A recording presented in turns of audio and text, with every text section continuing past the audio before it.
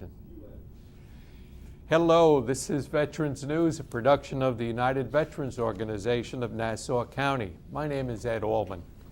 I'd like to thank Altice USA for providing the training of our crew and for the use of their studio facilities here in Hauppauge. The show is broadcast on public access television.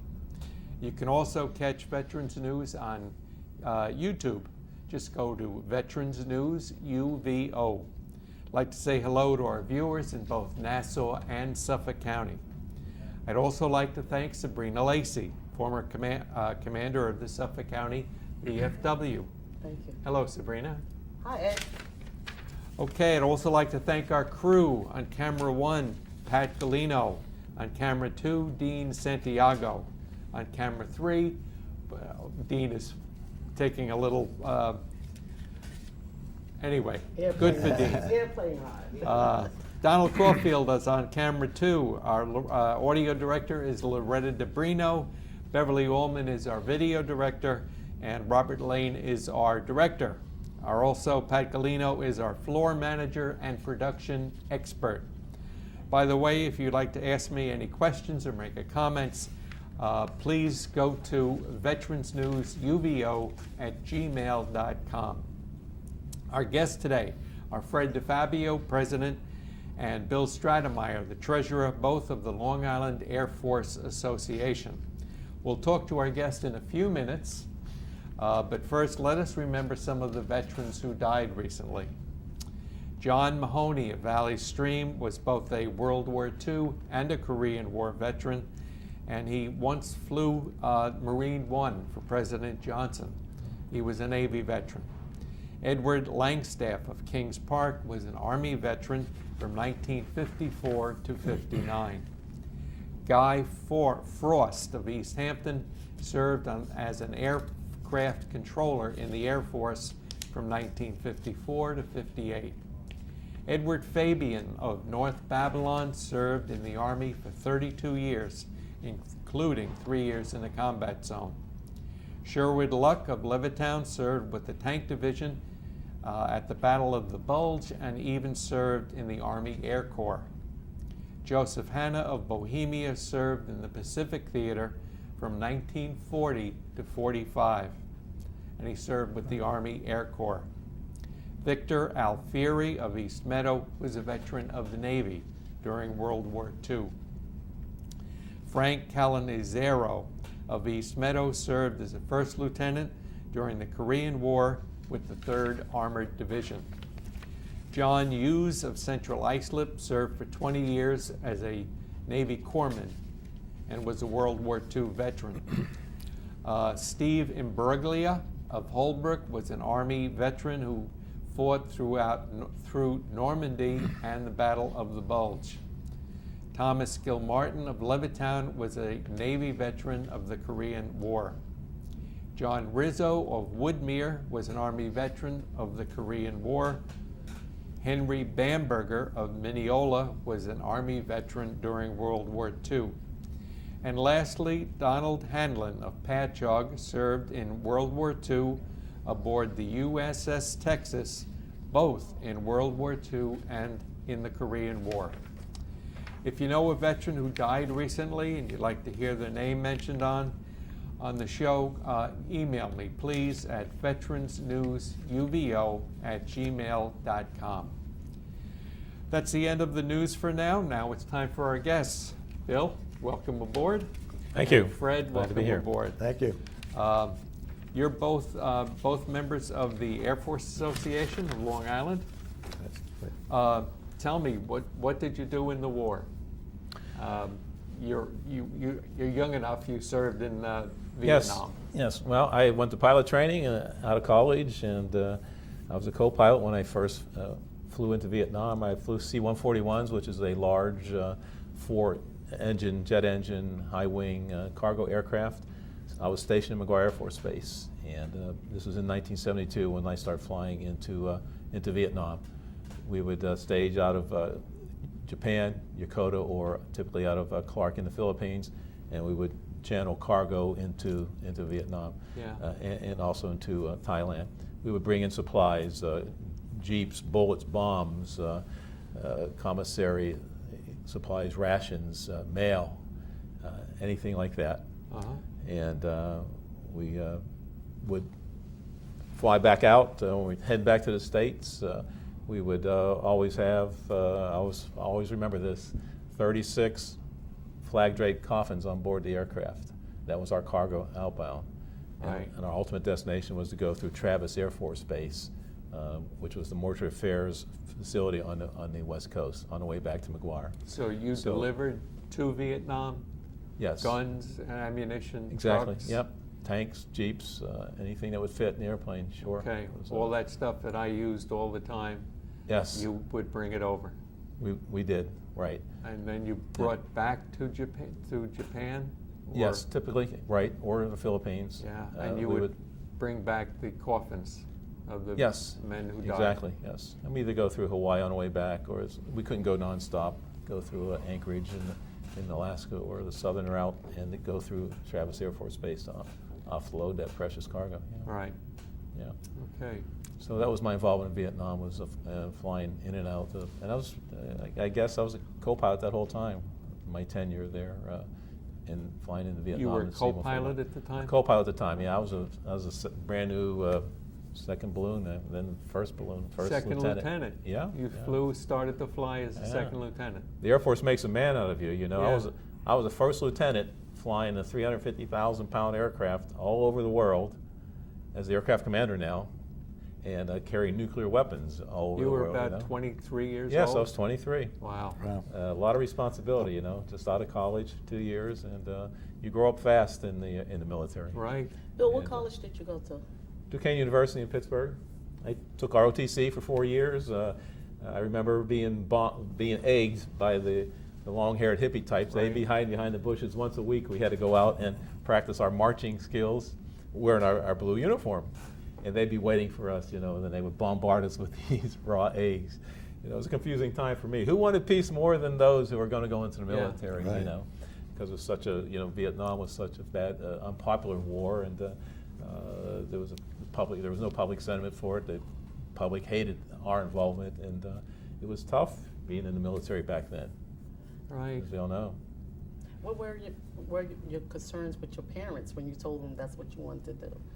Oh, they were all for it. My father, his good friend, was an instructor pilot, had owned a Piper Tri-Pacer at the time, and that stimulated my interest in flying. And they saw it as a good opportunity for me, and they were certainly supportive. And I'm married. I graduated college. I married my wife, went on my honeymoon, and got my commission and started pilot training all in the course of 6 weeks. Wow. There's a lot going on then. How long you been married? Oh, gee whiz, 43 Uh-oh. years since Boy, you gotta think of that. 1971. That's More than- 48 No, that's years. 48 years. Yeah, okay. And what is her name? Dory Dory, Liu. thank you for your service Yes. to our Yes. Yes. Thank you very much. She's been my co-pilot all my life, and yes, we're going strong. Okay. And we're very fortunate to have our 26-year military career. All right. Did good for us, and I do think I 26 did good years for in it. the Air Force. In the Air Force, I separated and joined the Air National Guard after 6 years, and I did that full time. I left the Air Force one day, and June 2nd, I started with the Air National Guard as a full-time employee. I was a traditional guardsman, but additionally, on the full-time side of it, I was a civil servant, a GS-13, hired as a C-130 pilot.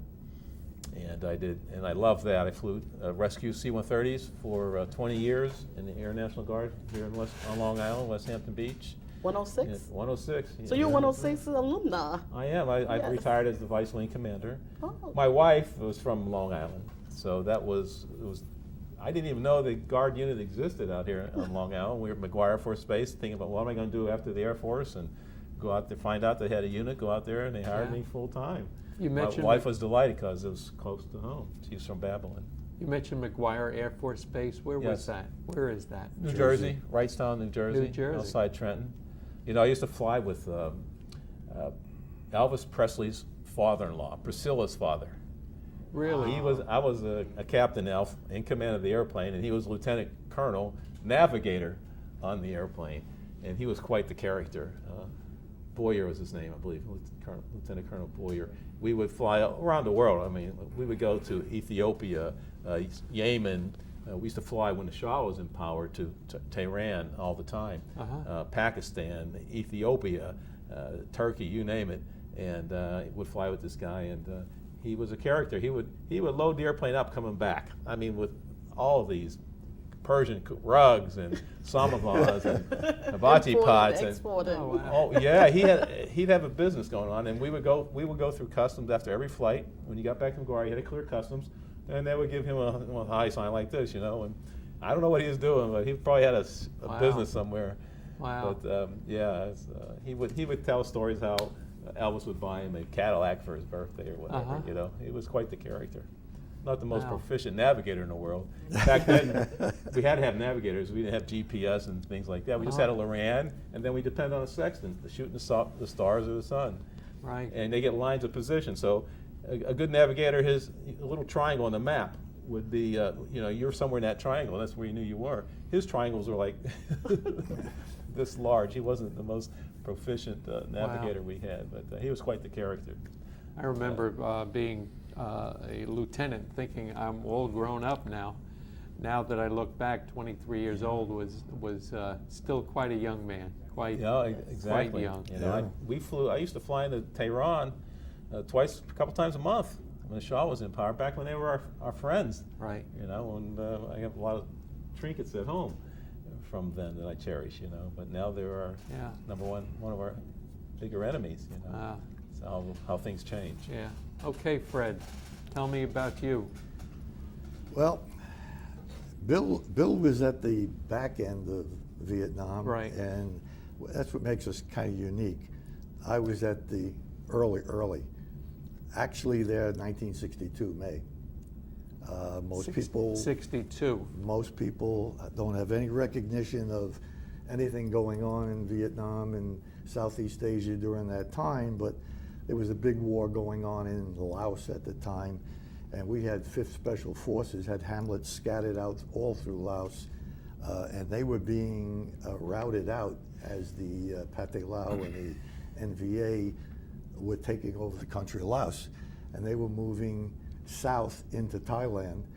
And I was already stationed in Japan at that time. I had been in Japan since 1960. And President Kennedy had ordered 5,000 combat units into northern Thailand to support the border, to stop the invasion if they did come across the border. And we were there stationed with... That was President Kennedy President that did that? Kennedy. That was May 16th, 1962. And I belonged to the 5th Air Force Mobility Team, which was a unit that was a quick reaction force out of Japan. I was permanently stationed in Japan and then TDY'd through this 5th Air Force Mobility Team into Southeast Asia. We were stationed with the 3rd Marine Expeditionary Group, 27th Infantry, the Wolfhounds, and 1st Cav units. And we were all together on the north shore of Thailand protecting the border, because they were only about 8 miles away. Mekong Delta was the Mekong River was the border between Thailand and Laos. What did you do? I know Bill was a pilot. He was I a know pilot. what he did, but what did you do? I was in heavy equipment, and I did a lot of crash and reclamation with aircraft. Crash and wreck? Yeah. What is that? I did like 15 of them. Reclamation. Reclamation? Yeah, recovering downed aircraft. Oh. So, in my time in Japan, there were a lot of aircraft down. When I was mobilized to go to Southeast Asia, I did not do that at all, because we were part of, mobility force. We would just support for the 3rd Marine and the 27th Infantry. We were just a support group for them. But we lived with them, stood up on the border with them for 6 months until the Geneva Convention was passed, and they made an agreement that everybody should leave Laos. That meant that the North Vietnamese, the Chinese, and the Americans would all depart Depart. Laos and leave it a sovereign country. Yeah. But that didn't happen. Everybody went back into Laos immediately after that. And then in September of that year, I guess it was, I was sent back to my base in Japan. Okay. And how many years did you spend in the Air Force? I spent 8 years in. 8 years? Yeah. What did you get out as? What was your rank? Staff sergeant. Okay. And when I left Japan in 1963, I went to Strategic Air Command, and I stood there until 1960, the end of 1966, December, when I was discharged. Okay. I had 8 years in. That was a B-52 base that was at Westover Air Force Base. Okay. What did you Fred, do as a I'm sorry. civilian? Go Where were ahead. you discharged out of? What when you came back home? Where did you? I go was to? stationed at Westover Air Force Base in Massachusetts, Okay. and I was discharged from there. Do you recall when you came back home how you was received? Because we always hear the stories from the Yeah. Vietnam veterans. You know, coming off the airplane. The difference is, I got discharged in the end of December, so it was almost 67. The feeling of America was just starting to turn. While I was there, it was 100% volunteer units. There was no draftees there. Everybody was a volunteer. But after 67, you start to see all the change of the attitude of the American public, and which changed the result of the war. So I didn't have any of those negative problems when I came back. I came back, I wasn't in uniform because when I got discharged, it was only 200 miles away from where I lived. So I came home and then just blended into civilian life. And what did you start to do? Did you get back into My it? family was in the auto collision business, DiFabio Auto Body. They had a big body shop, and I went in business with them. And then after some years, I decided to open up my own. So after 35 years owning my own business, I retired, and here's where we're at. Very good. Yeah. Bill, what did you do when you got out of the military after 26 years? I went to fly for Delta Airlines. Good. I was 47 at the time. They dropped the age limitations, the eyesight limitations, and I never thought I'd be an airline pilot, but I went on to Delta Airlines and flew, again, around the world, because of my Okay. military and Delta careers, I've seen a lot of the world. And I flew Boeing 767s, 757s, 727s, and 737s. Okay. And you hop from airplane to airplane. It's all about making more, Right. bigger the equipment, the more money you make. I'm just remembering, I thought you had to have 20/20 vision when you joined the military Back then you did. back then. To They've- fly in the They've Air eased Force. the restrictions on that. Yes, I had to have 20/20 uncorrected vision Right. to join my time to go to pilot training. I think they've changed that. They have a big shortage of pilots, and they're Right. relaxing the rules a little bit to enable them to get new recruits. Okay. Yeah. So Let's talk about what you're here for today. I understand the Air Force Association has been giving a medal to Vietnam veterans. What medal is that? Oh, this is the medal. There it is. Yes, Medal, right that's here. right. Well- Yes, I received this about a month ago, or 2 months ago. right. Yes. Yes. Tell us about this. Well, we used to do a Jubilee Liberty Medal. The French government minted this medal for Normandy vets. If you're involved in the Normandy campaign sometime in June 6th of 44 to some date in September, 50 years later they gave away these medals in a ceremony over in Normandy. And thousands of veterans just could not, they were too Right. ill or Couldn't attend. couldn't afford. Right. Yeah. And Now I they remember that. authorized military associations like ours to present that medal. And that was a hugely popular program for us. Oh, yes. And when we ran out of World War II vets, we said, what are we going to do now? And based upon the foundation, the success we had with that, we came up with this, because the Department of Defense has a Vietnam 50th Anniversary Commemorative Sponsor Program. We applied to be a sponsor. They approved it. Every sponsor decides how they will honor Vietnam vets. Right. We decided, well, how are we going to do that? We want to do it one at a time. We don't want to have a gathering of 500 Vietnam vets and say, thank you for your service. We do it one at a time. We hang that medal around one neck at a time. We had to submit this medal to the Department of Defense. So this is a Department of Defense sanctioned medal. And to date, gee Very whiz, good. next month we'll be doing it for 4 years, how time Yeah. flies. We've done 27 ceremonies. We've given away 825 something of these medals. Can you show these medals on the camera? Go ahead. And the program has been hugely successful. Why? Because what we hinted to before, the Vietnam vet did not come home to a hero's Right. welcome. There was no ticker tape Scorned, parade. right. He was scorned for his service. You wouldn't be seen in public in your uniform. And all these guys now come up and say, thank you so much. I'm finally getting some recognition. Yeah. Finally, after 40 to 50 years. And it does Fred and my hearts good. And that's all we look for. Yeah. Yeah. As long as we have veterans, we're going to have a program. You get the medal, you get a certificate. We always have political dignitaries there who come with their proclamations or certificates. And so the vet walks away with 3 or 4 certificates, the medal, and of course we have the DoD pin.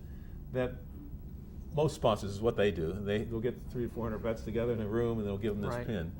We like to keep it personal. And Right. during the ceremony, as we hang the medal around the vet's neck, we invite their family to come up, and they get pictures with the congressman or the county executive, whatever, and the colonels we have on hand, or general, and they love it, and we love it. Yeah. As long as there's Vietnam vets, we'll continue with the program. All right. And you know, the important part is, besides the veteran coming up and receiving the medal, just like when you were there and the missus came and family members came, we bring the family up because they're an important part of receiving this medal. Right. I mean, they had to put up with you and your whole life being a veteran, and they're part of it, you know. Well, Fred, we're still putting up with it. Yep, absolutely. And that's why it's so important to get that family up there. We Yes. bring up the whole family. Sometimes we have 20 people come up, grandchildren, and, you know, children come up. And it's a big plus to the family, and it's a big plus to the veteran. One of to the do that. problems that I've been having with the Vietnam veterans, the mature ones, they don't like to come out, and they don't want to be bothered. A lot of them say, I don't need anything, whatever Right. the case Yes. may be. What We- would you tell one of those veterans out there now? Because we want to welcome them home, and we want to do this. Like you just stated, it's not just because of that veteran, it's the family the that family, endures yeah. some of the things. Can you give them a little explanation and tell them, come on out and receive one of these awards? Because it's not just because of you, it's the people who supported you as well. Well, you know, it's a camaraderie. You know, it's all these veterans, Army, Navy, Air Force, Marines, Coast Guard, that served, put their life on the line for their country. You know, we're not trying to give awards for valor or awards for anything beyond that. This is a camaraderie of veterans honoring veterans, and that's what it's about. And it's not for Air Force. We're the Air Force Association, but we honor all veterans. 90% of our vets Army. are Army types, you know. And, you know, from my experience, a lot of these vets, Vietnam vets, are fighting that war today.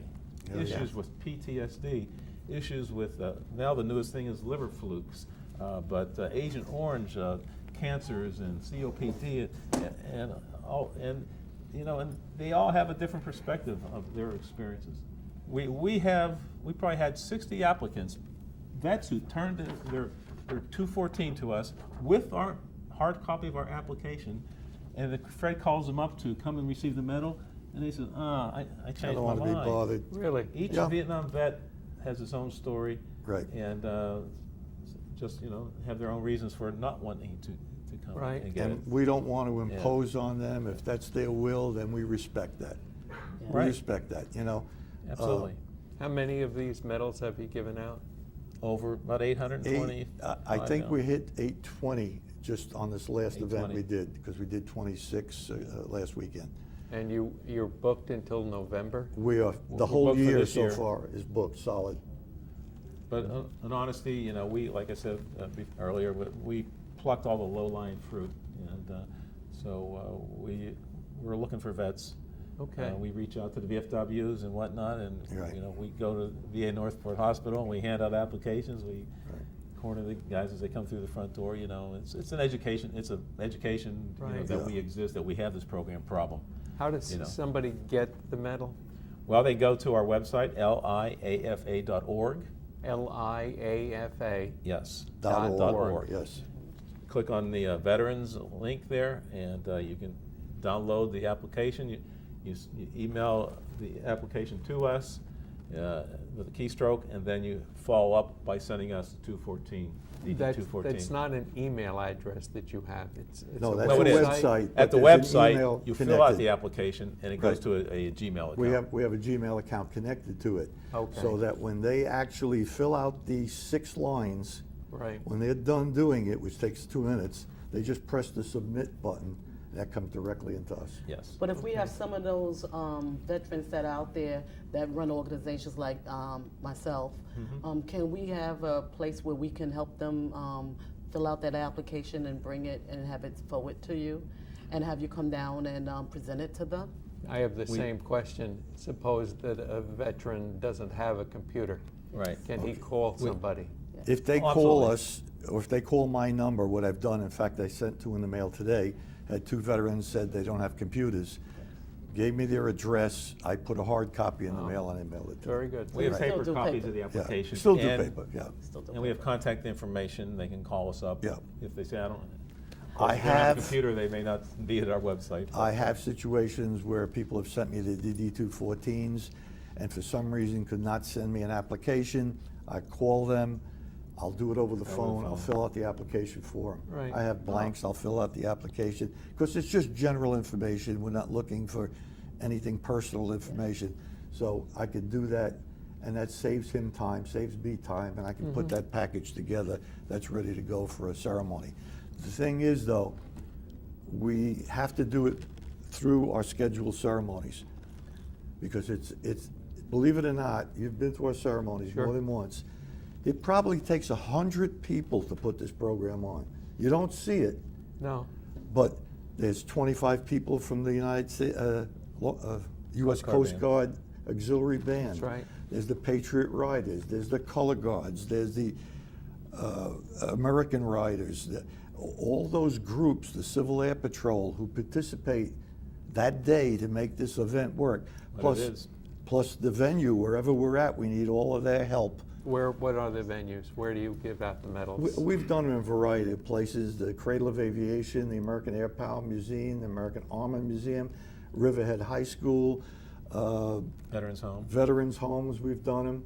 We're always looking for new venues because it's good to move them around the island and not have it in one place all the time. Yes.